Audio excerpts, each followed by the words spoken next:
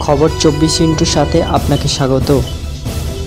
নতুন নতুন খবর জানার জন্য আমাদের চ্যানেলে চোখ রাখুন। নমস্কার দর্শক বন্ধুরা, স্বাগত আমাদের এই চ্যানেলে। আর গুলি চালাবে না সেনাবাহিনী। সোমবার এক সাংবাদিক বৈঠক করে এই আশ্বাস দিলেন বাংলাদেশের সেনাবাহিনীর প্রধান জেনারেল ওয়াকার উজ্জামান।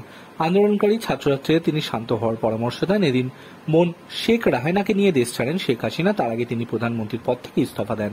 এরপর আওয়ামী লীগ ছাড়া বাংলাদেশের বিভিন্ন রাজনৈতিক দলের নেতাদের সঙ্গে বৈঠক করেন সেনাপ্রধান জেনারেল ওয়াকার উজ্জামান। বৈঠকে ছিলেন বিএনপি, জাতীয় পার্টি, জামাতে ইসলামীর প্রতিনিধিরা। শিক্ষাবিদ হাফেজ নজরুল এবং জোনায়েদ সাকিও বৈঠকে উপস্থিত ছিলেন। বৈঠকে ঠিক হয়েছে আপাতত এক অন্তর্বর্তীকালীন সরকার গঠন করবে সেনা। সেই সরকারই আপাতত দেশ চালাবে। সেনাপ্রধান জেনারেল ওয়াকার উজ্জামান বলেছেন, এখন রাজনৈতিক ক্রান্তিকাল চলছে। একটি অন্তর্বর্তী সরকার গঠন করা হবে, সব হত্যার বিচার হবে। সেনাবাহিনীর ওপর আস্থা রাখুন। আন্দোলনকারীর উদ্দেশ্যে তিনি শান্তি শৃঙ্খলা বজায় রাখার আহ্বান জানিয়েছেন। সকলের সাহায্য চেয়েছেন তিনি বলেন, মারামারি সংঘাত করে আর কিছু পাবো না। সংঘাত থেকে বিরত হন। আসুন সবাই মিলে সুন্দর দেশ গড়ি। সেনাবাহিনী প্রধান আরও জানিয়েছেন, বঙ্গভবনে গিয়ে তারা আরেক দফা বৈঠক করবেন। সেখানে অন্তর্বর্তীকালীন সরকার গঠনের বিষয়ে বিস্তারিত আলোচনা হবে। রবিবার থেকেই প্রধানমন্ত্রী শেখ হাসিনার পদত্যাগ চেয়ে অসহযোগ আন্দোলন শুরু হয়েছিল বাংলাদেশে।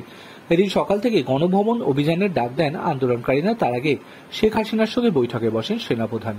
সূত্রের খবর, সেনার সঙ্গে আলোচনার পর ইস্তফা দেওয়ার সিদ্ধান্ত নেন শেখ হাসিনা। তারপর তিনি সেনাকপ্টারেই ভারতের আগরতলায় এসেছেন। এদিন গণভবনে ঢুকে পড়েন আন্দোলনকারীরা। গণভবনের পাঁচিল টপকে ঢুকতে দেখা যায় তাদের। Bureau report.